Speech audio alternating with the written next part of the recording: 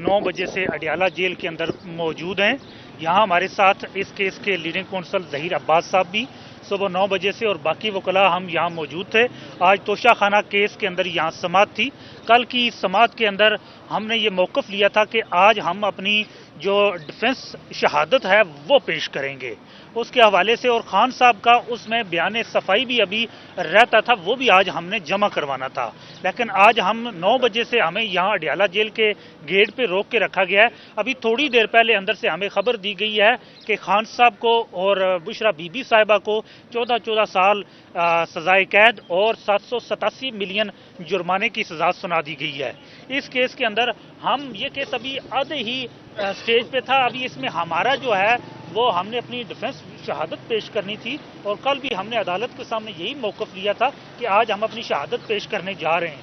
लेकिन जैसे ही उनको ये मालूम हुआ है कि तोशा खाना केस के अंदर हम डिफेंस शहादत पेश करने जा रहे हैं, तो हमारे यहाँ हमें बाहर रोक के अंदर सजा सुना दी गई है। इस केस के अंदर बहुत सारी ऐसी इलीगैलिटीज़ की गई हैं कि वहाँ प्रॉपर ना हाजिरी वकला की थी और ना ही वहाँ खान साहब की और बीबी साहिबा की प्रॉपर हाजिरी मौजूद थी, और उनके मौजूदगी के बगैर ही और हम वकला के मौजूदगी के बगैर ही इस केस के अंदर सजा सुना दी गई है।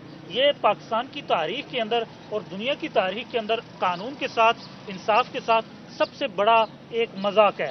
आज लीगल प्रोफेशन भी और निज़ाम इंसाफ दोनों यहाँ 2 दिन से कोलैप्स कर रहे हैं। कल और परसों तोशाखाना केस के अंदर जिस तरह का एक फिक्स तरह की समाअत की गई, हमारे वहाँ भी वकला को जैसे बाहर रख के सरकारी वकला मुकर्रर करके वहाँ सजा सुनाई गई, और यहाँ भी इसी तरह हमें यहाँ बाहर रोक के अंदर सजा सुना दी गई, जबकि हमारे लीडिंग काउंसिल यहाँ इस वक्त अपनी जो दफाई शहादत थी वो लेके यहाँ मौजूद हैं हमारे साथ। और आप देख रहे हैं कि सुबह से हम यहाँ मौजूद हैं और अभी पता चला कि हमें सजा सुना दी गई है। लीडिंग लॉयर हूँ इस केस में, मैंने पास अटर्नी भी दिया।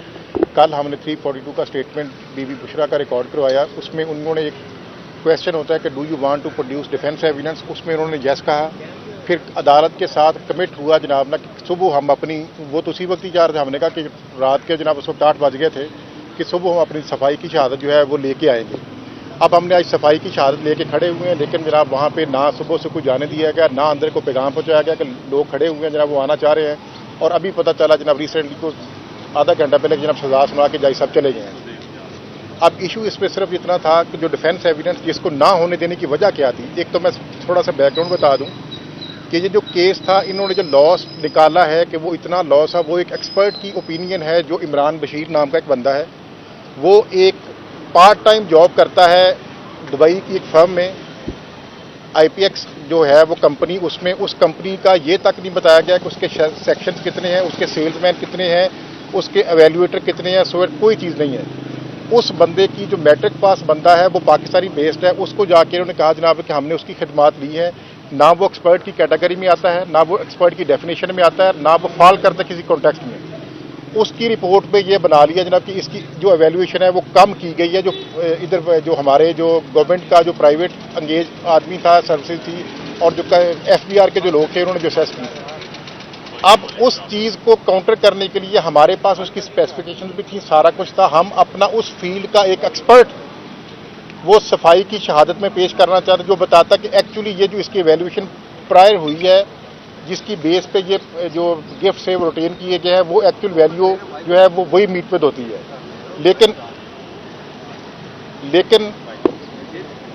लेकिन इस तकासा को इस चीज़ का खौफ था कि अगर इनका एक्सपर्ट जो है वो आ गया तो वो हमारे केस को बिल्कुल जो है वो क्रैश कर देगा।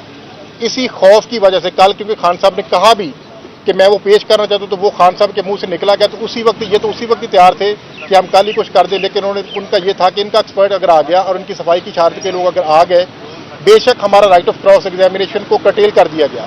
इर्रिस्पेक्ट of the fact right of cross examination ना होने के बावजूद अगर हमारी आज सफाई की शहादत आ जाती तो ये केस वैसे ही थ्रैश आउट हो जाना था सारा का सारा, और इसके कोई चीज़ जो थी वो साबित करने की पोजीशन में नहीं थी। अब ये solely on the ground of that expert जो थी वो रिपोर्ट थी, वो वैसे ही क्रॉस एग्जामिन हुआ, वो बिलाइड बाई अपनी चीज़ों से, वो सारी की सारी चीज़ों से वो जो है वो साबित नहीं कर सका। इन सारी चीज़ों को काउंटर करने के लिए आज का जो दिन था, वकला की मौजूदगी थी, सारा कुछ था, डिफेंस एविडेंस लेके आए हुए थे, सारी चीज़ें थी। और आपने अमूमन देखा होगा कि ये केस जो है प्रोसीड होता है 1 बजे के बाद। आज इसमें क्या ऐसी चीज़ थी जनाब कि ये 8:30 बजे जनाब शुरू हो गया और हमें अंदर तक ना जाने दिया। वैसे हम 9 बजे आते हैं रूटीन में डेली, लेकिन हमें अंदर जाने का टाइम मिलता 1 बजे। आज ऐसी मजबूरी आन पड़ी, क्या ऐसा जनाब को इंस्ट्रक्शन थी कि जनाब हमें केस भी उन्होंने 8:30 बजे शुरू कर लिया और हमें जो है वो हम टाइम पे भी हैं, फिर भी अंदर नहीं जाने दिया। और अब जाके पूछा कि चले हमें मुलाकात ही कर लेने थे, वो कहते नहीं जी प्रोसीडिंग खत्म होगी, आप लोग जाएं। अब ये सूरत है। तो ये ना फेयर ट्रायल हुआ है, ना कोई किसी किस्म का सारे कानून की जो है ये बुनियादी हक है मुलज़म का कि उसका फंडामेंटल राइट है कि उसका फेयर ट्रायल हो। इंसाफ के तकाज़ों को मलहूज़े खातिर नहीं रखा गया।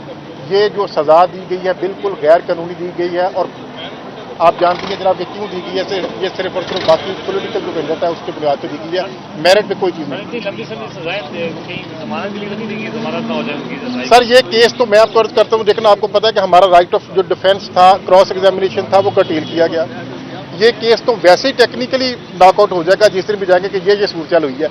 अब जो नैब का कानून है ना जी, नैब के कानून में है कि आपने शेल का वर्ड यूज करके विद इन 1 ईयर इस केस को डिसाइड करना, कोई भी केस हो। अब इनकी लिस्ट हमने भी बताई केसेस में, ये 2023 की जनवरी में ये एविडेंस शुरू होती है और जनवरी में ये खत्म हो जाता है। इस केस में ऐसी ना इस केस में कोई ऑनरेबल हाई कोर्ट की या सुप्रीम कोर्ट की किसी किस्म की डायरेक्शन थी, ना कोई और चीज़ थी, ना कोई ऐसा कोई था, कोई स्पेशल केस था। लेकिन सिर्फ और सिर्फ जो टारगेट था कि जनाब खान साहब को इलेक्शन से पहले इन्होंने सजा दे के कोई लोगों में कोई तासर देना है कि जनाब खान से नो मोर इन पाकिस्तान पॉलिटिक्स, वो सिर्फ ये हरकत जो है वो आज वो की गई।